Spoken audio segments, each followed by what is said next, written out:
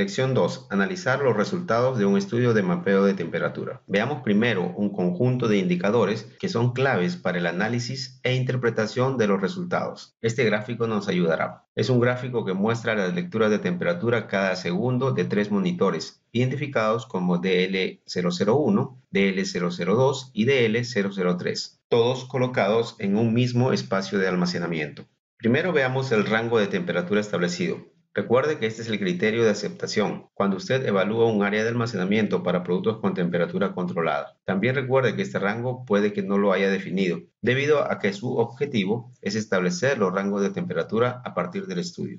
¿En qué casos puede suceder esto? Se lo dejo a usted para que piense. Para nuestro ejemplo, pensemos en un rango entre 15 y 25 grados centígrados. Estas son las líneas punteadas de color rojo que está viendo en la imagen ahora. Ahora vamos a identificar la temperatura mínima y máxima en el gráfico. Seguro usted ya las identificó. Estas son claramente visibles en el DL001, que es la línea de color azul. La temperatura mínima está al extremo izquierdo de su pantalla, cerca al límite inferior, y la máxima al extremo derecho, por encima del límite superior de 25 grados centígrados. Ahora, usted debe tener claro que la temperatura mínima se refiere al valor de temperatura más bajo registrado en el espacio mapeado durante el periodo de estudio, y la temperatura máxima se refiere al valor más alto registrado durante el mismo periodo. Cualquiera o ambas temperaturas pueden estar fuera o no de los criterios de aceptación especificados. Lo importante es saber el valor más alto y más bajo registrados. Hablemos ahora de la temperatura promedio. En este caso se trata del promedio aritmético obtenido de las lecturas de temperatura de un equipo. Las temperaturas promedio pueden ser útiles en áreas de almacenamiento donde la temperatura fluctúa con el tiempo, en un patrón repetitivo.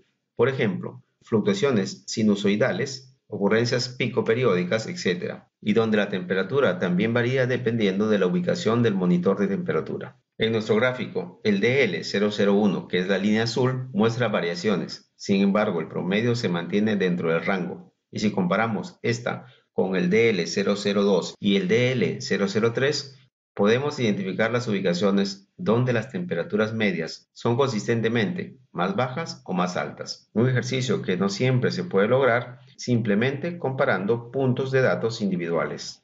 Bien, los siguientes indicadores clave son los puntos fríos y calientes. Un punto frío se refiere a los valores de temperatura más bajos registrados en el espacio durante el periodo de estudio, pero estos deben estar dentro del rango de temperatura especificado. Por ejemplo, la lectura del DL002 se mantiene entre 16 y 18 grados centígrados, en un lugar con un rango de temperatura entre 15 y 25 grados centígrados. Entonces, el lugar específico donde está colocado el DL002 es un punto frío. Un punto caliente se refiere a los valores de temperatura más altos registrados en el área estudiada durante el periodo de estudio, pero estos valores deben permanecer dentro de los rangos de temperatura especificados. Las lecturas del DL003 se mantienen entre 23 y 24.9 grados centígrados, en un lugar con un rango de temperatura entre 15 y 25 grados centígrados. Entonces, el lugar específico donde está colocado el DL003 es un punto caliente.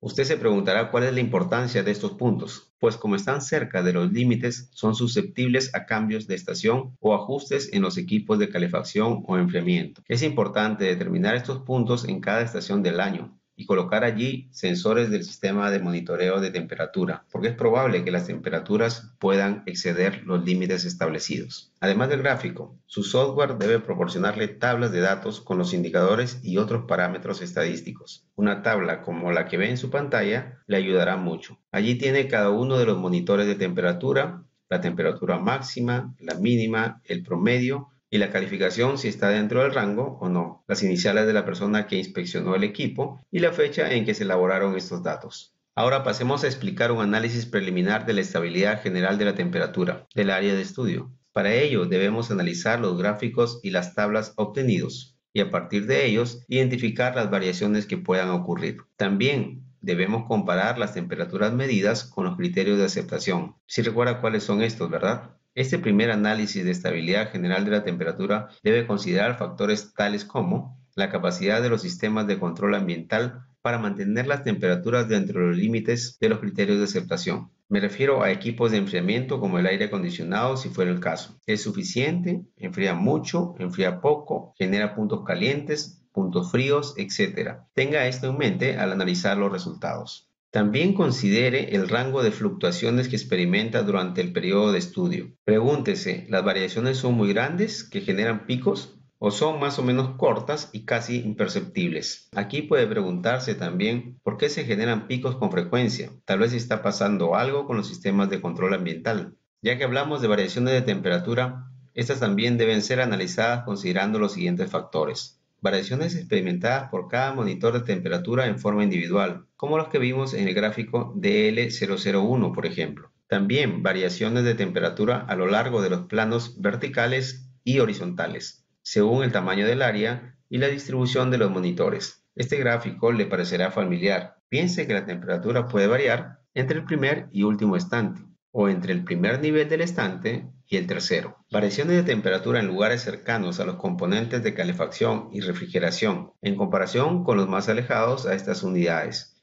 Probablemente la temperatura cerca al ducto de ventilación sea más baja. Imagino que ahora le encuentra sentido a la necesidad de identificar en el protocolo de estudio las ubicaciones de los monitores de temperatura. Veamos cómo hacemos hablar a los resultados para obtener conclusiones y plantear recomendaciones. Tenga en cuenta que solo estoy describiendo un método de análisis empírico. Usted puede agregar más elementos al análisis de acuerdo con los objetivos que persigue. Pregúntese primero si la temperatura dentro del espacio mapeado es estable. Para esto, compare los datos registrados con los criterios de aceptación establecidos. Pregúntese también, ¿las temperaturas máximas y mínimas pueden afectar la estabilidad térmica general del espacio? Piense qué pasará cuando cambie de una estación más caliente a otra más fría, o viceversa. Note aquí la importancia de hacer mediciones en varias estaciones del año. Con esto en mente, pregúntese ahora, ¿cuáles son los factores que explican las variaciones de temperatura observadas? Por ejemplo, la ubicación de los componentes y puertas de calefacción o refrigeración, o tal vez puede plantearse otras hipótesis. Luego pregúntese, ¿las variaciones de temperatura constantes e inconstantes y las fluctuaciones dentro del espacio tienen algún impacto en el almacenamiento del producto?